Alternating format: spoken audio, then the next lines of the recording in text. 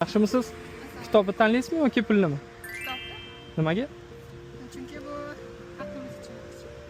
Rahmat. Ko'ramiz, odamlar pulni tanlashadimi yoki kitoblarni. Abdulhamid Cho'lpon, Kecha va kunduz.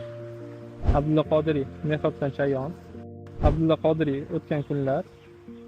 O'tkir Hoshimov, Ikki eshik orasi. Alisher Navoiy, Hamsa.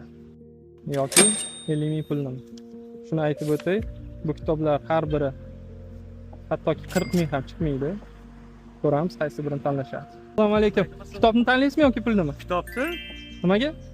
endi bu kitob nima deyman, puldan qimmatda baribir. O'qiganman o'zbekcha sal ana Endi bolalaringizga berasiz yo biror kimgadir sovg'a qilasiz. Mayli. Mayli, charchamang. Kitobni tanlaysizmi yoki pulnimi? Kitobni. Nima maqsad? Bu ham kerak, bu ham kerak, kitob kerak ko'proq. Kitobni tanlaysizmi yoki pulnimi? Nimaga?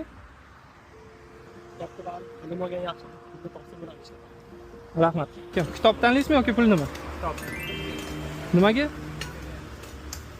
Qiziq chiqyapti.